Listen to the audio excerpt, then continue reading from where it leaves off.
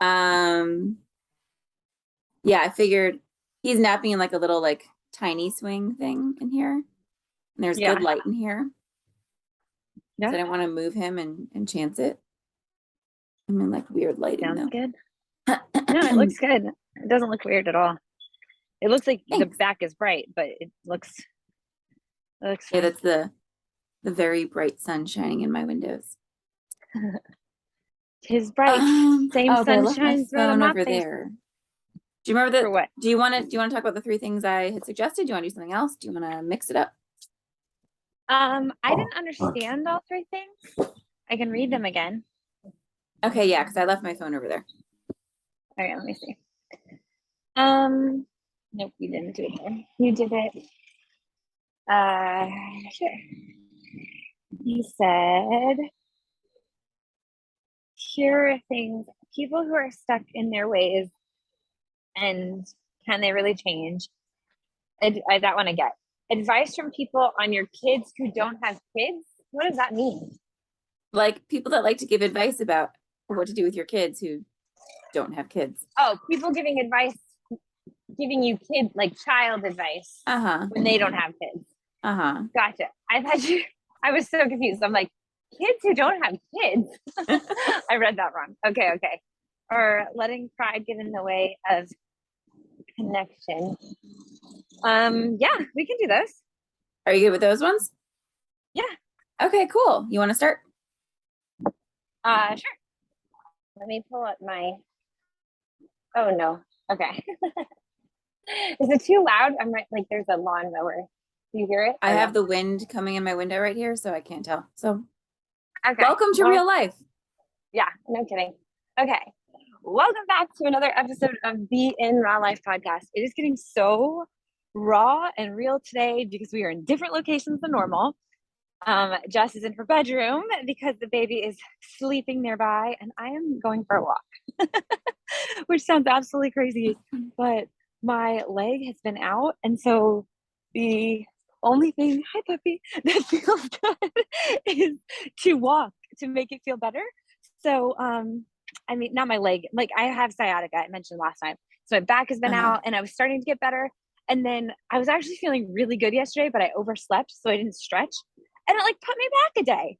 This shows you what stretching does. Mm-hmm. It helps you feel so much better. So I'm sorry if you hear the airplanes and the barking dogs and the lawnmowers, but baby, I'm coming back, and walking's the way to do it. So I'm gonna There you go. jazzercise my way through this podcast episode. Nice. Yeah, I got my walk in earlier today.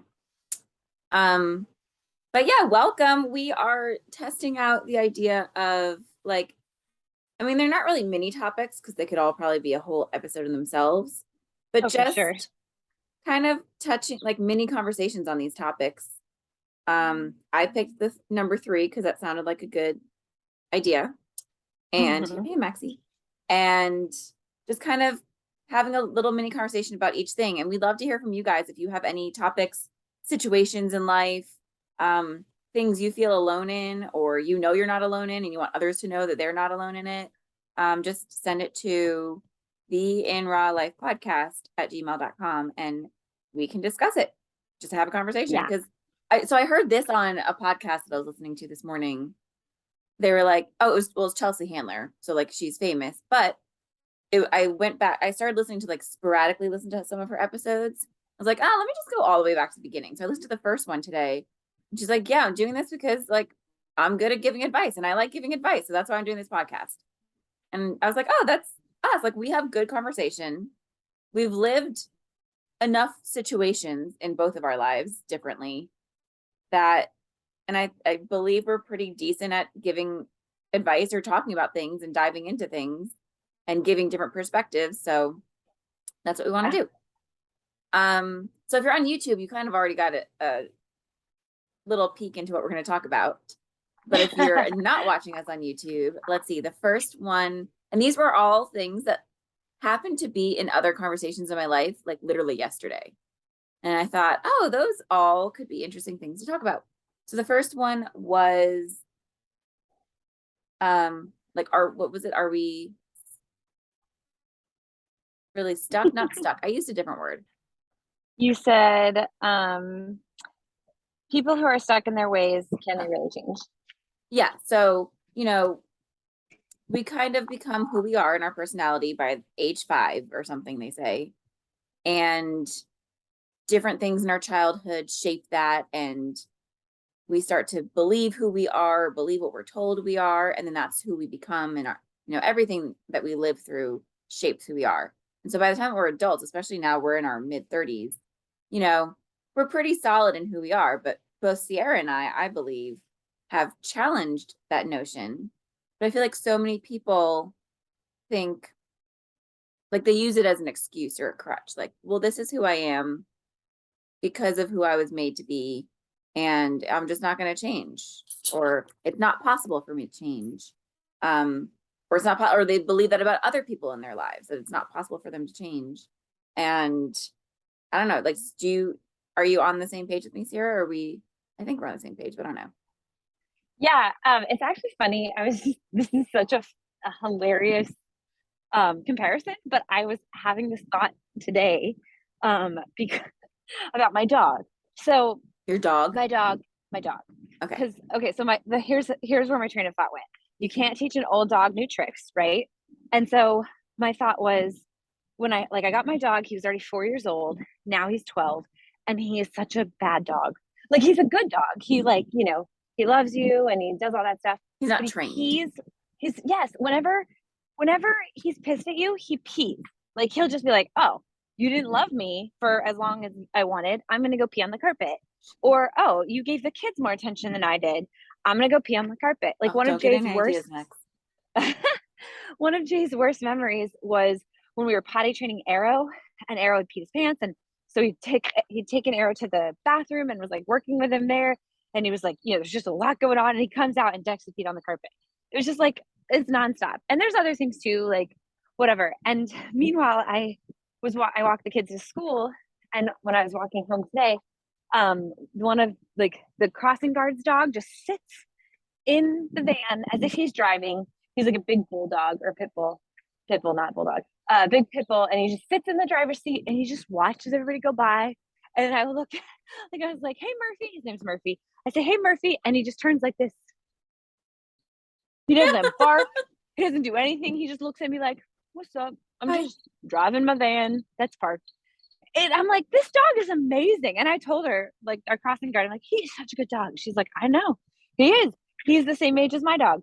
Like, they're the same exact age, and they're two completely different dogs. Now, I don't know if she, like, when she got him and how she trained him or whatever.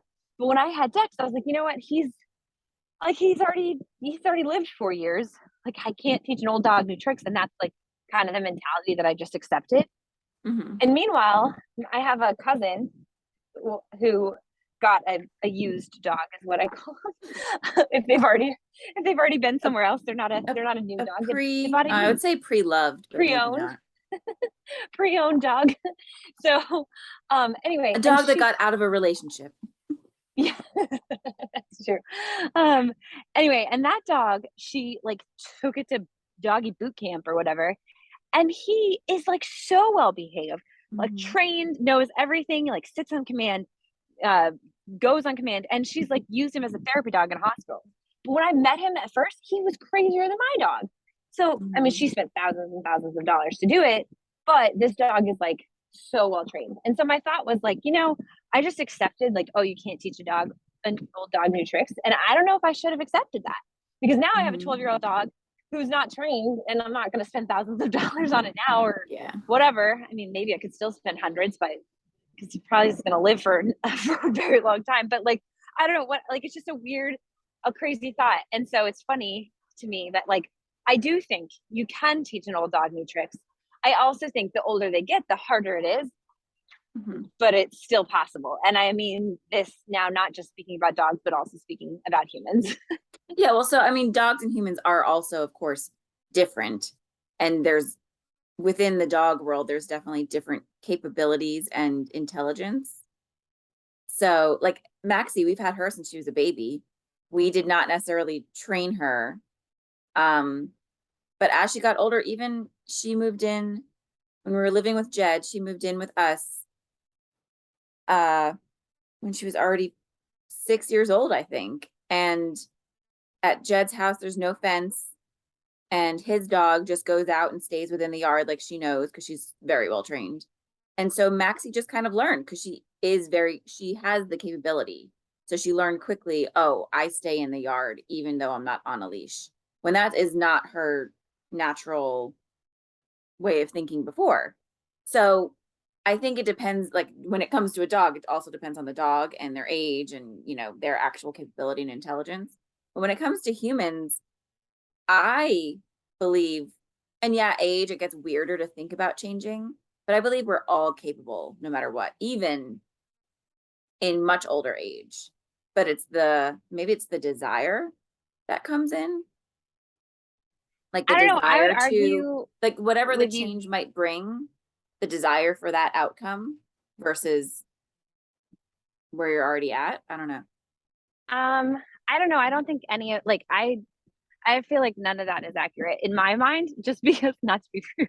That sounds awful. But I like we're gonna, say our different sides. I feel like first of all, like if dogs are of different intelligence, I think humans are of different intelligence too. Yeah.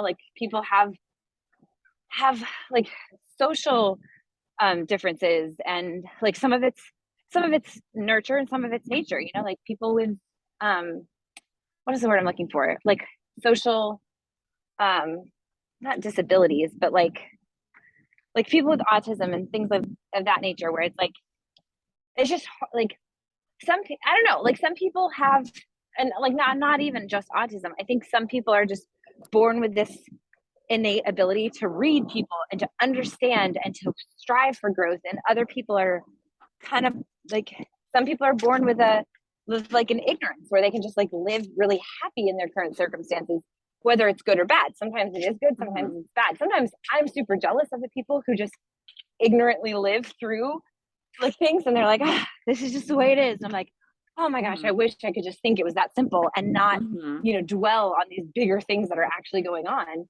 So I think, I don't know, I feel like intelligence comes into play with humans just as much as dogs. Mm. I feel like, I mean, I to a degree can see what you're saying and agree with you, but also still, I don't know, I fully, and this is okay to be different on it. I feel like everyone's capable. It's learning or hearing or whatever it is in their own way. But yeah, I'm with you on the, sometimes I'm like, I wish I could just be ignorant, like, and not like, and be okay. Cause like there's different degrees of people of, I think we talked about this on the podcast recently, that are totally okay with just the mundane job. Like that doesn't need to fulfill a purpose for them. And some people like really need every day to feel fueled by purpose. Yeah. And sometimes I'm Yeah. like, I wish I could just be that person that's just like, "Ah," but I'm not. I think, I mean, like I do think that everyone is able to change regardless of intelligence. I'm not saying that. Like I think all dogs, like I think Dex could have been trained. Like some dogs might learn quicker than others, but I think that all like that I still think rings true. No matter what your intelligence level is, no matter what your like status is, I think anybody can change. Um I don't, and you had said like maybe it's the desire that makes you willing to change, but even still, like I feel like people might have the desire, but they're lacking like, it's like almost like a stubbornness, right? Yeah. Like to me, I think about my stepdad. He is so set in his ways that he is like, it's impossible to change him, right? Like you can talk to him until you're blue in the face and he just won't listen. And it's not that he doesn't have the desire to be a good person or to be a loving father or any of those things, but he just, and maybe it's his desire to be right, or his like, it's like this weird confidence that he's like, it is my way or the highway, and it is only his way. Like all of the other ways are impossible. They're just impossible, period, in his mind, which is like, I mean, as he's gotten older, if anything, he's gotten a little bit better, but I think it's almost because he's gotten forgetful. He's like forgot. Mm. He's forgetting some of the things that he stood behind Mhm. versus letting it go, if that makes any Yeah. sense. Well, that's funny because But that kind of what you just touched on leads into the other topic, the like yeah. letting pride get in the way of connection. Mm, So interesting. this especially came up around family stuff in conversation for me. And it's just, I don't even know where I want, like, there's nothing that I wanted to go with this. It's just maybe how do you help those people, or are they even helpable? Which is not a word. Capable helpable. of being I like helped it. I like helpable. to, It's a like, good word. It to should be. realize that they're letting pride get in the way of some amazing, like, things that could be so amazing in their life. And they're just like Mm, missing out, and it's sad. yeah. Like, even an example from, because I don't want to bring, like, never airing dirty laundry on this podcast, but at the same Right. time being real. But like, so a past thing from my life and something else is reminding me of is like my grandmother, my mom's mom. She let her pride Mm-hmm. of, I don't know what, maybe being right, wanting to be the, I don't even know what the pride was about, but let that deteriorate every single familial connection in her life besides me, because I didn't put up enough boundaries and I was easy. And that, like, that was a huge part of my childhood, is that we couldn't have all these huge family gatherings, and they got smaller and smaller as I got older because of that pride of that one person. That's it makes me think of Encanto, which we will do Yeah, an yeah, episode about here soon. But like yeah. the same thing with the grandmother there.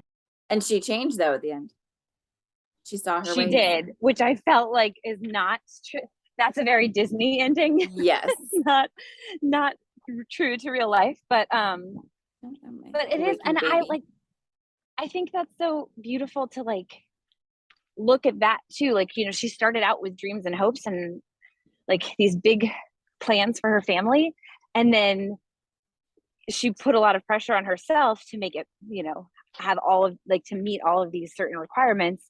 And I feel like we can look at the people who are prideful in our own lives and see the same things, you know, like I'm sure if you look at your nanny's life, like where did that come from? You know, like where did Mm-hmm. that start, and what led to that like absolute headstrong, this is the way This is that, it or else. Yeah. yeah. My mom actually has a friend who she's cut ties with like her family as well. And my mom's like, it's probably only a matter of time before she cuts ties with me. And sure enough, it started happening. Mm-hmm. And my mom's super like disheartened by it. But I feel like almost it's a defense mechanism. Like if I Yeah. don't cut ties with you, you'll cut ties with me first, which just means that these people have been trained that like relationships are fragile and they don't last, and which is also super sad. I saw this thing on Instagram. It was like, I don't know if she was a child psychiatrist or what, but she's like, one of the worst lies that we were told as children. And she shows like she does a photo share of the best friends forever bracelet, or like whatever that, Oh. like you have half the heart, I have half the heart kind of thing. And Mm-hmm. she's like, because friendships don't last forever, they last 7 years. And I was like, well, that's bullshit. Like, I'm sorry if your friendships last 7 years, but I think it's more like traumatizing that you are trying to preach your hurts to these people. Like, no, friendships last 7 years. If it's longer, it's rare. I'm like, I can count on more than one hand friendships that have lasted longer than 7 years, like yours and mine included. And it's not that like they don't have rocky patches, sure, but you work through those rocky patches and you don't give up on them once it gets a little rocky. I mean, sometimes you have to. Sometimes it's like, okay, this is toxic and I can't, like, there's no coming back from it. But sometimes it's just like, oh, okay, we kind of Yeah. don't get along right now, or we're And very, there's like, seasons of friendships and relationships. yeah, exactly.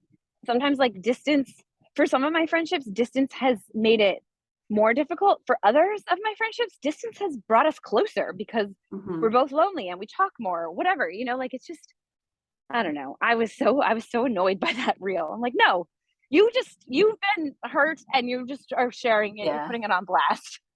I mean, so But like I can see where she was going with it, because it's, you don't want to set unrealistic expectations, I guess, in a sense, or like sure. forever. Yeah, like I don't love the word forever when it comes to certain things, because it's an unrealistic expectation of, oh well, now if it's not, then oh, I was bad, or this was what was I doing, it was a lie. But yeah, sorry, I mostly heard what you said while I was getting him. But yeah, I have friendships. I have you, and I have my two other best friends who I've been friends with. The other two, I've been friends with them since I was 14. And Yeah, that's it's over 20 not going years. away, like, ever. Right. Yeah, exactly all of that. So And like, I don't know. and I could easily see how sometimes we don't live in the same area. We don't see each other all that much, and me and any of you three. And so like I Mhm. could see how pride could ease, like if I was a more prideful person, how it could get in the way of, oh well, we don't see each other, or like we haven't made time, like, or I haven't talked to them in months. Like I could see how one could rationalize that if they have a certain kind of mind of, well, then I'm cutting them off. Mhm. But that just makes me sad. Like what? Like someone yesterday, and I mean this is a cliche thing, but yesterday said to me when we were talking about this subject, life is way too friggin' short, man. Like you have no Yeah. idea what's gonna happen in every second. Um, Yeah. the last time you might speak to someone, last time you might see them. So if they're of any worth or importance to you, like act on it. Yeah. Act on it in the appropriate way, and don't be like afraid. Don't be the prideful person that's too afraid of like, oh well, I've texted them 5 times, so even though I want to talk to them right now, like I'm waiting on them. Yeah, that's true too. Don't play games is like the biggest thing. That was Yeah. something that I learned early in my relationship with Jay. Like Mm-hmm. my husband, I said something to him. I don't even remember what it was, but I was like, "Oh, well, I just didn't know if you were something, like if you were waiting 2 days to reach out or something, because we just, Uh-huh. it was something very, Dating very much rules. that, right. One of the dating rules. I don't remember which one it was, but it was something like that. And he was like, no, I'm not going to ever do that. And I was like, what, why? He's like, I don't play games. I'm not interested in a relationship where we do play games. I'm like, Mm-hmm. well, that's refreshing. Like, Yeah. yeah, yes, please. And I feel like that's the same way with every friendship. And I also think if there's a friendship where someone is, casting you out or pushing you aside, the best thing to do, like, is not to, like you said, well, I'll just wait for them to reach out because they're being a bitch, which maybe they are, maybe they're not, but like that's not the best approach. And the other thing is not to be like, well, like to, give up on it and be like, well, just chalk that up as a loss. The best thing to do is to freaking have communication about it. Like, Mm-hmm. hey, I'm not sure what's going on here, but I just want you to know, like, I love and respect you and I'm here for you. If you want to talk, like if you want to work through it, if you need some space, just let me know. Mm-hmm. Like I'm Yeah. here for whatever you need to make this, like, to bring about healing. Yeah. I feel like you and I've even had conversations adjacent to that before. You and I? I think so. Like when, Maybe. especially like when we're doing business stuff and like we're just kind of off. Yeah. And the more honest, like in like a kind, honest way, the more open you can be with somebody, the better. Like only good can come of it, because it's either going to be you repair whatever it is and it becomes better, or you both realize, hey, like this relationship, whatever kind of relationship it is, doesn't suit us, and that's okay too. Yeah. I mean, I'm just an advocate of communication in general. Like no Yes, matter what it is, obviously. just freaking communicate. Like Just I talk. feel like communication is what breaks apart most relationships, whether it's Mm-hmm. marriage, friendship, family. Like Yep. it's a poor communication. Jay is currently playing mediator between his two bosses. Like he works for a shop Oh, yeah. that's run by two brothers, Oh, and goodness. they could just not. They just don't get along ever, ever, ever. And one of the brothers has said something like, I don't know. Jay said something like, "Oh, like Arrow and Gray, they just love each other so much." And the brother's like, "Just wait." And it's like, nope, I don't think we have to just wait because No, that's not who our kids are. that's not who And we then raised them to be. no, recently they were like fighting over something. Oh, it was over like they share the shop truck, and like the what Jay was talking to one brother about it, and he's like, well, this guy, he's just mad every time you bring it back because it's either because the gas tank's always on empty and the check engine light's always on. And then the brother's response was, that's always how I get it. So what's happening is they're both getting the truck back on empty. And they're like, well, he doesn't fill the gas tank. I'm not going to fill the gas tank. When like one of them forgot one time and now they both think that they have a vendetta against each other. Yeah. When really it's just like, which now they do, when really one time it was an accident. And if they had just said, hey, I got home late. I'm so sorry. I forgot to fill up the gas. Or if the other one had said, hey, you realize you left it on empty, right? Oh, yeah. Oh, my gosh. I'm so sorry. Like, communication makes such a difference. Mm-hmm. Amen. I think we solved that one. Communication. Communication's always key. And put your damn pride aside. Yeah, definitely. And I don't remember what the third thing was. The third thing was when you have friends that try to give you advice on your kids when they don't themselves have kids. And I want to add, or they have had kids so long ago that they can't remember what it's like. Okay. Because but those are two different categories. Well, but sure, yeah. but I feel like you get advice from both, and it's like you just don't know. Honestly, I think advice, like whether they have kids or not, I think parenting advice is just like not welcome unless asked for. Yeah, is my thought. Like if I'm struggling and I'm venting, I'm not necessarily like that. What? He doesn't like that thought. I don't know. If I'm like, my thought is if I'm struggling and I'm explaining to you my struggle and you're like, oh, well, you just need to blah, blah, blah. It's like, well, no, that's not what I need right now. I just need someone to be like, that sucks. I'm sorry. You know, like when you're in the heat of parenting, like, I just feel like you don't want advice. You kind of just want a friend to be like, I'm so sorry. Well, we've talked about those communication tools before. So again, it's communication. Yeah. It's great to hear that sucks sometimes. And you can say like, hey, do you just want to vent right now? Or like, are you open to advice? Or do you want advice? And then the person can say that phrase though either, because it makes you feel like a chump if you say you don't want advice. I don't know. Like I always feel pressure. So. I think it's someone being honest. And I'm like, okay, cool. Like I'm here for you to vent. Yeah. I don't know. Anytime someone says, are you looking to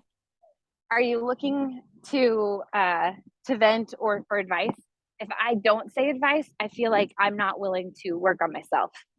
It's like, well, you're in the moment, and I mean, maybe you don't want advice from that person. Maybe you just aren't open to advice at that moment. It just depends, and I think that's okay to just be honest. Like, true. I'm honest when it's my mom. Actually, she doesn't ask. I tell her, Mom, I don't want advice right now. And she's like, I know, I'm sorry. You just want to talk. I'm like, yes, I just need someone to talk to. Says that. You're my mom. She does. She's really good about it. She's worked on her communication too. She's not unwilling to change, which is wonderful. But we are good communicators too. Yeah. But anyway, so people giving advice when they don't have kids. You tell me your thoughts on it, because I took over that thought. It's just funny is the nice way to put it. Because it's like, yes, that is a beautiful way to think about that. Correct. And in a perfect world, you know, my kids would eat the correct serving of all food groups every single day at 3 years old. And we'll always say please and thank you, never forgetting it, because they're a perfect being and will, you know, be amazing at helping cleaning the house right off the bat and just do all the things. Like they're just, you know, I don't know. That's just some things. Because people who don't have kids, they just don't get it. Like if you have not raised a child,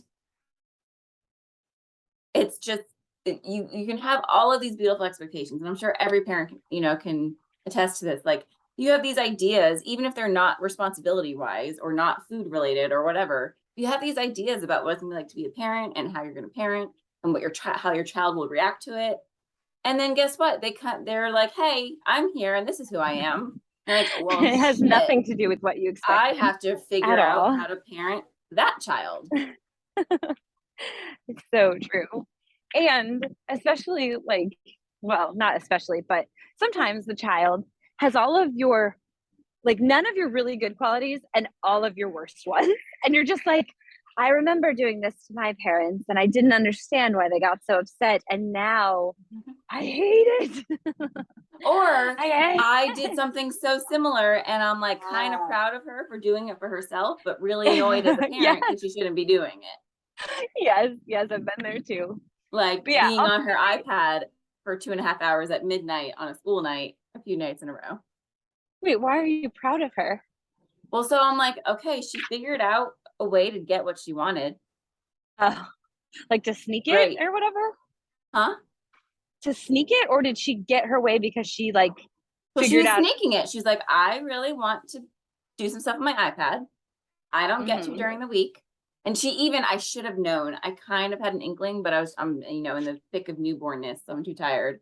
She'd even Yeah. asked me that week, do you like at bedtime? She's like, do you still check on me when you go to sleep? And I was like, not lately, because I'm just, during pregnancy, I was going to bed before you, and I'm too tired, and now him. That's amazing. Oh my So, God. so like, I'm proud of her. She's like, I want some. Oh, sorry, you just bumped your head. Oh. See, he like wails, and then he's like, whatever. But I was like, I'm proud of her because she wanted something and she figured out how to get it. Mhm. Annoyed with her as a parent because you're not freaking supposed to be on your iPad during the week, let alone at midnight, and therefore not getting Yeah, up. gotcha. That's funny. Oh, that's funny. So some of that I stuff that like we see in them, it's like, as a parent, this is obnoxious as hell. Really Yes. wish you weren't doing that. But like I see the value in it.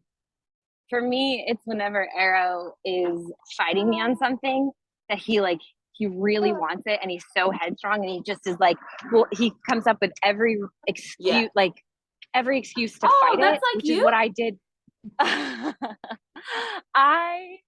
I'm just like, I look at him and I'm like, this is so frustrating. I am the parent. I need you to listen.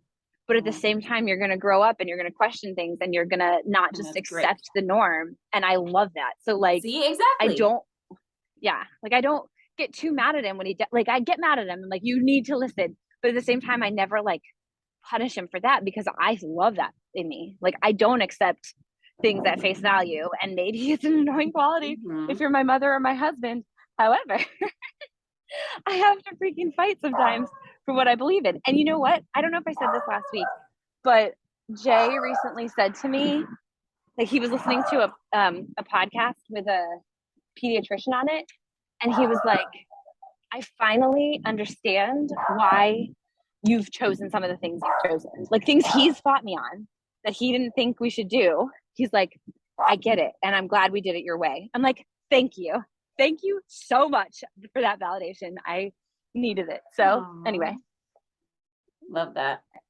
Yeah. Great communication. Great communication. But as Putting far as pride people aside. who don't have, yeah, it was very nice of him. But for the people who don't have kids, yeah, there's just like this different level of, yeah, uh, like it's I also understand wanting to give advice because sometimes you're like I have a solution for this and I think it will help you, right? Like, oh my gosh, this, like, you said at the beginning of this episode, we both like giving advice, we both think we're pretty good at it. And when it comes to kids, I just feel like it's such a different medium. Like, yes, you can be great at giving advice and yes, you can have excellent ideas.